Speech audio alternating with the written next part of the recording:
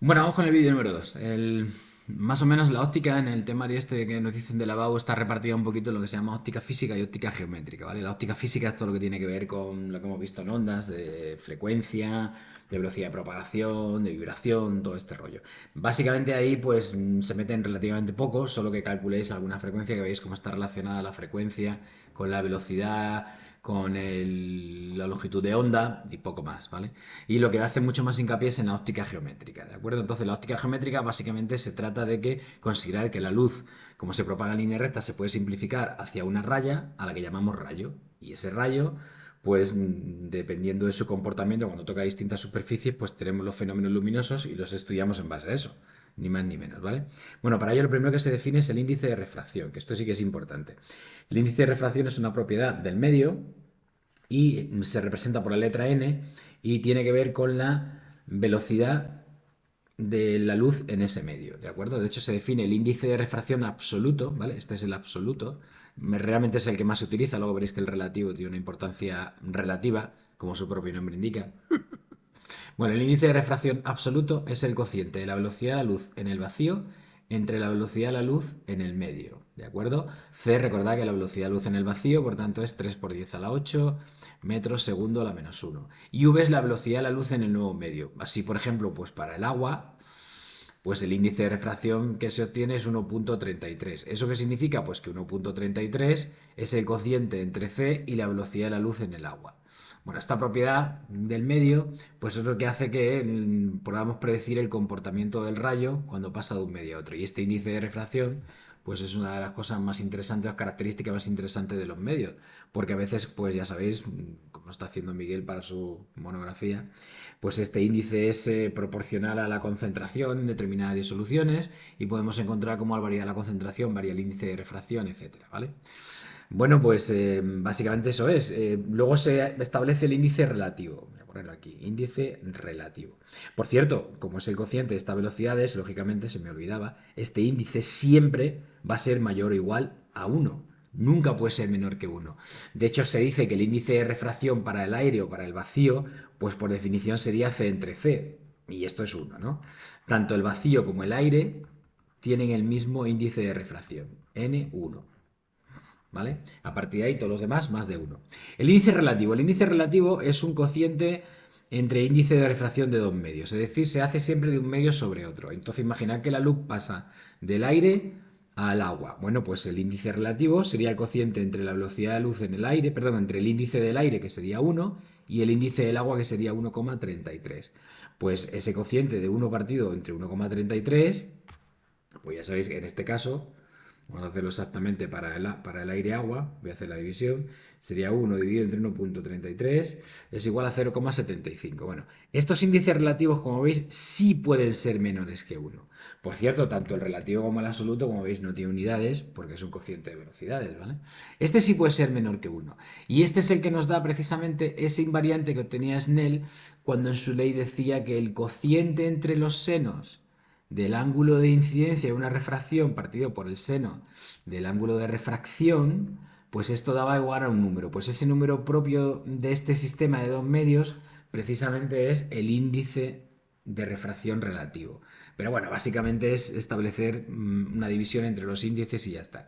Si pasamos de un índice con la n mayor, que se dice que es más refringente, a un medio menos refringente, como el aire, pues este índice nos da mayor que uno y ya está, realmente es el inverso del otro.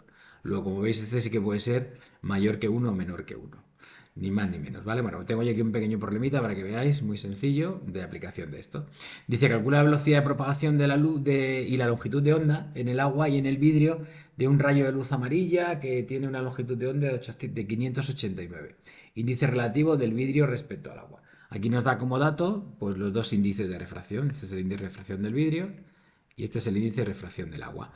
Primero vamos con la velocidad. Ya sabéis que como el índice de refracción es un cociente entre las velocidades, si yo quiero en el agua, pues diría que la velocidad en el agua es la velocidad de luz en el vacío, 3 por 10 a la 8, partido por el índice, que es 1,33. Y este es el famoso dato ese que es 2,25 por 10 a la 8 metros segundo menos 1. Eso sería la velocidad de la luz en el agua. Y en el vidrio, pues el vidrio tiene n 1,52, la misma historia. Velocidad en el vidrio, pues 3 por 10 a la 8 partido por el índice del vidrio, que es 1,52. Venga, lo hago rápidamente, este me suena que sale 200.000. 3 dividido entre 1,52, 197.000 kilómetros segundo, es decir, 1,97 por 10 a la 8 metros segundo a la -1. ¿De acuerdo? Directamente. Luego nos preguntan cuál es la longitud de onda. Bueno, ¿qué ocurre? Cuando hay una refracción, cuando hay un paso de un medio a otro, resulta que experimentalmente se ve que la frecuencia de la luz no varía. Pero claro, como varía la velocidad y la frecuencia están relacionadas por la longitud de onda, pues lógicamente al no variar la frecuencia y variar la velocidad, tiene que variar lambda. De esa forma, cuando la velocidad disminuye, lambda disminuye en la misma proporción. Eso nos permite establecer el índice de refracción no solo en función del cociente de velocidades, sino también en función del cociente de lambdas. ¿De acuerdo? Os lo pongo aquí. Luego, el índice de refracción se puede medir como cociente de velocidades o cociente de longitudes de onda, ni más ni menos. Por esa razón, bueno, pues si sabemos que el color esta luz monocromática amarilla tenía una longitud de onda de 589 nanómetros, pues lógicamente la velocidad en el agua va a ser 589 nanómetros entre 1,33 y la longitud de onda, perdón, en el vidrio va a ser 589 nanómetros entre 1,52. Ya está. Directamente esas son las dos longitudes de onda de la luz cuando pasa de un medio a otro. En el primer caso eso sale 443 aproximadamente nanómetros. Y en el caso de abajo, pues nada, lo dividimos y nos da 387,5 nanómetros, ¿vale? Pues eso serían las longitudes de onda en los dos. Luego nos dice también, para terminar, bueno, pues como lo ponemos, dice, ¿cuál es el índice de refracción del vidrio respecto al agua? Pues nada, pues dividimos 1,52 entre 1,33 y andando. Ese sería el índice de refracción del vidrio respecto al agua. 1,52 dividido 1,33, dividir los índices en índice relativo, y esto nos da 1,14 aproximadamente. Pues ese sería el índice de refracción relativo del vidrio respecto al agua. Ni más ni menos. Bueno, como veis, es un problema muy sencillito del índice de refracción, pero es un concepto súper importante porque de hecho es el concepto más importante de la óptica geométrica prácticamente, ¿vale? Bueno, ya para completar un poco, pues como lo dijimos un poco por encima en la parte donde veíamos la controversia sobre la naturaleza de la luz, aquí os dejo un poco las definiciones y lo que se utiliza para la reflexión y la refracción, ¿no? Ya sabéis lo que es, pero bueno, aquí viene un poco escrito para que lo veáis, ¿de acuerdo? Importante, son fenómenos superficiales, es decir, que ocurren en superficie de contacto. Y pues básicamente lo que pasa es esto que estamos diciendo aquí, ¿vale?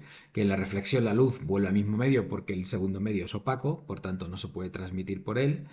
En realidad, si se transmite por él, siempre hay reflexión, porque en el momento que tocamos la superficie siempre hay reflexión. De ahí lo que veíamos la semana pasada de las coberturas antirreflejantes o antirreflectantes, ¿vale? Porque están pensadas para que realmente no reflejen, si no, imaginaos, sería tremendo. Las señales de tráfico de una autopista, si vamos por la noche con el coche, cuando las iluminamos, con la luz, si se reflejaran, no podríamos conducir, ¿vale? Y son superficies totalmente reflectantes. ¿Qué ocurre? Pues están cubiertas de una capa antirreflectante. Están tan lejos cuando vamos acercándonos con la luz de que la incidencia es prácticamente normal, y por esa razón, pues como estudiábamos en clase, se le da una cobertura de un cuarto de longitud de onda, y eso hace que las ondas de salida pues interfieran destructivamente, y así no vemos reflejos, ¿vale? Ahí es probablemente uno de los puntos donde tiene más importancia que no refleje una superficie en todas las señales de tráfico.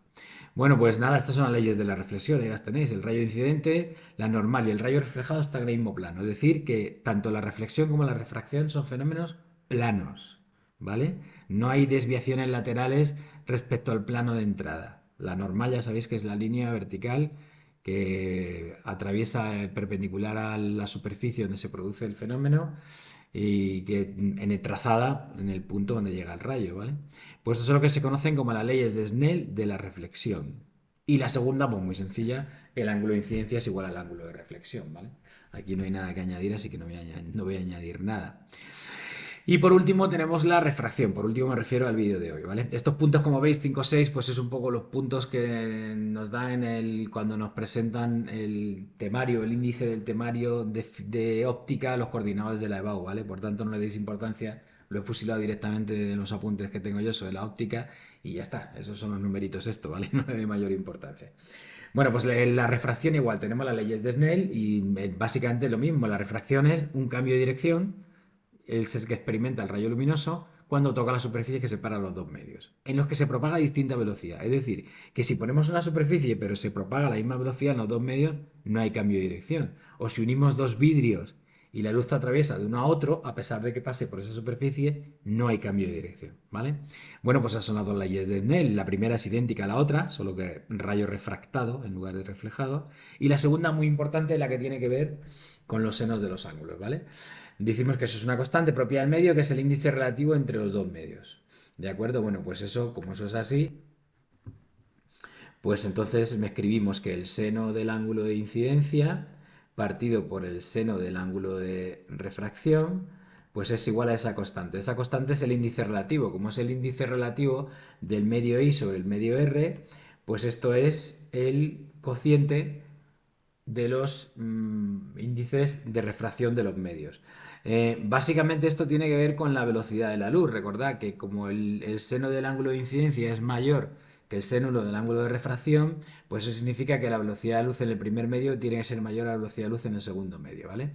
Este índice es el cociente entre el índice de refracción del segundo medio, perdón, he puesto aquí un ángulo cuando quería poner índice, sobre el índice de refracción del primer medio. Bueno, habitualmente la ley de Snell no se escribe así, sino que se separa y se dice que el índice de refracción de un medio por su seno es igual al índice de refracción del otro medio por el seno del otro ángulo. Bueno, pues esto, cada uno de estos miembros son constantes, entonces se dice que el producto del índice de refracción por el seno del ángulo en ese medio, esto es una constante y se conoce como invariante de la refracción, ¿vale? Invariante de la refracción es esto. Y es el producto del índice de refracción por el seno del ángulo. Eso no puede variar y eso es lo que tenemos en los dos medios de lo que utilizamos para hacer los cálculos de la ley de Snell. Bueno, pues ya imagina que calcular el ángulo que tenemos de la luz entre dos medios, pues es simplemente tan sencillo como medirlos y sabiendo los índices de refracción, pues calculamos, o sabiendo uno, calculamos el otro, etcétera. Así se mide el índice de refracción del agua con experimentos súper sencillos, ¿no? De hecho, ya tenéis ahí el banco de óptica, como Miguel lo tiene que hacer para su monografía, pues ya os puedo explicar un poquito, para su trabajo de investigación, os puedo explicar un poquito lo que es. Pues nada más, ¿de acuerdo?